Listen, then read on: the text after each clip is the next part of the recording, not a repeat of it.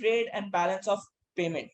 अब आप क्या बताओगे बेटा, इंपोर्ट के अंदर आपका खर्चा हो रहा है, आप अर्न नहीं कर रहे, तो इंपोर्ट के अंदर जीडीपी नहीं होगा ना, इंपोर्ट के अंदर तो कुछ भी नहीं हो रहा, सही है। अच्छा भैया, अब हमारे पास है balance of trade and balance of payment. आपने बड़े गौर से समझना है कि बैलेंस ऑफ ट्रेड क्या होता है एंड बैलेंस ऑफ पेमेंट क्या होता है। Balance of trade is basically export minus imports. क्या होता है formula? Export minus import, export of visible goods minus import of visible goods. मतलब यह है कि एक्सपोर्ट और इंपोर्ट जो आप कर रहे हो वो विजिबल गुड्स का ही कर रहे हो, इनविजिबल गुड्स का नहीं कर रहे। विजिबल गुड्स वो गुड्स होती हैं जिनको आप देख सकते हो, तो export minus import. Balance of payment का भी यही फॉर्मूला होता है, export minus import, but the formula is for visible and invisible goods. Invisible goods क्या होती हैं? सर्विसेज। तो आप ये बताओगे बैलेंस ऑफ ट्रेड क्या होता है? Export of visible goods minus import of visible goods.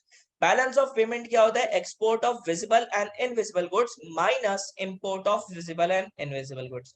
तो ये हमारे पास balance of trade and balance of payment है। अब बच्चे को ये बात पता है कि अगर एक्सपोर्ट ज्यादा होगी तो बैलेंस ऑफ पेमेंट क्या आएगा? पॉजिटिव। सर क्यों? अगर एक्सपोर्ट 10 है और इंपोर्ट 5 है तो आंसर क्या आएगा? पॉजिटिव 5। तो बैलेंस ऑफ ट्रेड या बैलेंस ऑफ पेमेंट एक ही बात है, सही है, लेकिन फॉर्मूले में फर्क है, आपको पता होना चाहिए।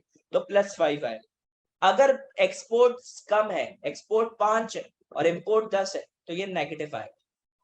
तो आपके पास एक्सपोर्ट्स और इंपोर्ट्स, आपको ये बात पता होनी चाहिए कि फॉर्मूला क्या है। बैलेंस ऑफ ट्रेड का फॉर्मूला है export of visible goods minus import of visible goods. Balance of payment includes both goods, visible and invisible, export minus import of visible and invisible goods. अब now what are the causes of negative balance of trade और balance of payment?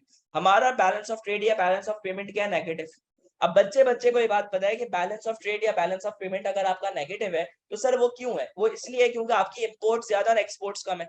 अब sir imports क्यों ज्यादा है? तो आप बताओगे हमारी डोमेस्टिक नीड्स फुलफिल नहीं हो पाती तो हमें बाहर से खरीदना पड़ता है। जैसे कि आप ऑयल की एग्जांपल दे सकते हो कि हमारी कंजम्पशन बहुत ज्यादा है लेकिन प्रोडक्शन उतनी ज्यादा नहीं है। फिर आप ये बताओगे हमारी इंपोर्ट्स इसलिए ज्यादा है क्योंकि हम high value added goods import कर रहे हैं, लग्जरियस गुड्स इंपोर्ट कर रहे हैं, मशीनरी, इलेक्ट्रिकल अप्लायंसेस। आप ये बताओगे कि हम क्या कर रहे हैं? बाहर से ये सारी चीजें खरीद रहे हैं। फिर आप ये बताओगे हम बाहर से रॉ मटेरियल भी बाहर से इंपोर्ट करते हैं, जो कि हमारी हर इंडस्ट्री के अंदर अगर रॉ मटेरियल हम बाहर से इंपोर्ट करेंगे तो हमारी इंपोर्ट्स क्या हो रही है? बढ़ रही हैं। फिर आप ये बताओगे हम इंपोर्ट्स इसलिए कर रहे हैं क्योंकि हमारे पास इतनी अच्छी क्वालिटी ऑफ गुड्स नहीं है, और आप ये बताओगे कि लोग इस पे कॉम्प्रोमाइज करने के लिए रेडी नहीं है। फिर आप ये बताओगे कि एक्सपोर्ट्स क्यों कम है? स्किल्ड लेबर नहीं है, क्वालिटी हमारी अच्छी नहीं है, हम कॉम्पिटिटिव प्राइसेस नहीं दे रहे। आप ये बताओगे हमारी डोमेस्टिक नीड्स ही फुलफिल नहीं हो रही तो सरप्लस अमाउंट ही नहीं है। जब डोमेस्टिक नीड्स ही फुलफिल नहीं होंगी तो सरप्लस अमाउंट कहां से आएगा? फिर ट्रेड बैरियर्स लग जाते हैं बिकॉज ऑफ चाइल्ड लेबर। तो ये हमारे पास कॉजेस हैं बैलेंस ऑफ ट्रेड और बैलेंस ऑफ पेमेंट नेगेटिव होने के। और एक और चीज वो है करेंसी आपकी ऑलरेडी बहुत ज्यादा गिरी हुई है। तो जब आप इंपोर्ट कर रहे हो, आप बाहर से कोई चीज खरीद रहे हो तो आप डॉलर्स में खरीद रहे हो, और जब आप डॉलर्स में खरीद रहे हो आप बेचते भी डॉलर्स में हो, लेकिन उतना पैसा नहीं कमा पा रहे जितना आपको कमाना चाहिए। अब करेंसी आपकी इतनी गिरी हुई है जिसकी वजह से क्या होता है कि आपको बहुत ज्यादा नुकसान होता है। तो ये कॉजेस हैं जिसकी वजह से आपका बैलेंस ऑफ ट्रेड या बैलेंस ऑफ पेमेंट क्या है? नेगेटिव पोजीशन पर आ चुका है। किस पोजीशन पर आ चुका है? नेगेटिव पोजीशन पर आ चुका है। इसके बाद सर हमारे पास क्या है? अब सर इसका अफेक्ट क्या आएगा? देखिए अगर मैं नेगेटिव पे हूं, मैं नुकसान में जा रहा हूं। Negative balance of trade balance of payment का आसान अल्फाजों में मतलब ये है कि मेरी अर्निंग है 100 रुपए, मेरे खर्चे हैं 150 रुपए।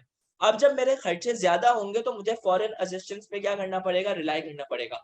आपके सामने है कि पाकिस्तान लोन्स पर ही चल रहा है, हर वक्त क्या मांगता रहता है? उधार मांगता रहता है। जब हर वक्त उधार मांगता रहता है तो आप फॉरेन असिस्टेंस पे चल रहे हो। ये किसी का उधार भी बढ़ना है तो हम दूसरे उधार का वेट कर रहे हैं, फिर हमारे पास तरक्कियों का वेट कर रहे हैं, आईएमएफ का वेट कर रहे हैं। तो आप ये बताओगे कि भाई लोन हमें लेना पड़ता है।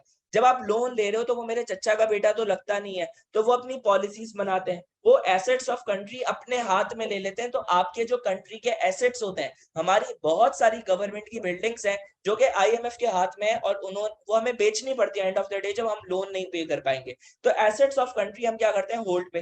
फिर एंड ऑफ द डे क्या होगा? टैक्सेस बढ़ जाएंगे। जब टैक्सेस बढ़ेंगे तो इन्फ्लेशन बढ़ेगी, क्या होगी? महंगाई बढ़ेगी। सर क्यों बढ़ेगी? वो इसलिए बढ़ेगी क्योंकि भाई ये लोगों ने करप्शन कर ली, ये लोगों ने लोन ले लिया, आप नेगेटिव में चल रहे हो। अब आपका टैक्स बढ़ा दिया जाएगा, जब टैक्स बढ़ा दिया जाएगा तो महंगाई बढ़ जाएगी। जैसे अभी आप लोगों को पता होगा आजकल बहुत ज्यादा मीम्स और बन रही हैं कि सिगरेट के डब्बे बहुत महंगे हो गए हैं, जो लोग सिगरेट पीते हैं वो अब बेचारे क्या करेंगे, ये सारी चीजें। तो आप उनके टैक्सेस देखोगे, टैक्सेस बहुत ज्यादा इंक्रीज हो गए, उसकी प्रोडक्शन कॉस्ट नहीं बढ़ी, उसके टैक्सेस बढ़ गए। तो टैक्सेस जब बढ़ते हैं तो महंगाई बढ़ती है, इन्फ्लेशन क्या होती है, बढ़ती है। आपकी कमर्शियल एक्टिविटीज रुक जाती हैं जब टैक्सेस और बढ़ना शुरू होते हैं। आपके सामने अभी कराची के अंदर जो जो स्टूडेंट्स कराची के हैं, उनको ये बात पता होनी चाहिए कि जो हमारे पास यूनिवर्सिटी रोड था गुलशन के अंदर, इसी तरीके से हमारे पास बहुत सारे प्रोजेक्ट्स हैं, वो सारे रोक दिए गए। क्यों रोक दिए गए? क्योंकि महंगाई इतनी ज्यादा हो गई है, जिसकी वजह से उन्होंने कहा कि हम डेवलपमेंट प्रोजेक्ट्स नहीं चला सकते, क्योंकि हमारे पास पैसे खत्म हो गए। तो कमर्शियल एक्टिविटीज आपकी रुक जाती हैं और आपकी करेंसी गिरना शुरू हो जाती है, और ज्यादा गिरना शुरू हो जाती है। फिर आप ये बताओगे कि हमारे पास क्या है, सॉल्यूशन क्या है। अगर आपका नेगेटिव बैलेंस ऑफ ट्रेड या बैलेंस ऑफ पेमेंट है तो उसका सॉल्यूशन बता दो। तो आप बताओगे कि भाई मैं किस तरीके से रिड्यूस कर सकता हूँ इंपोर्ट्स और किस तरीके से एक्सपोर्ट्स बढ़ा सकता हूँ। क्या मतलब सर?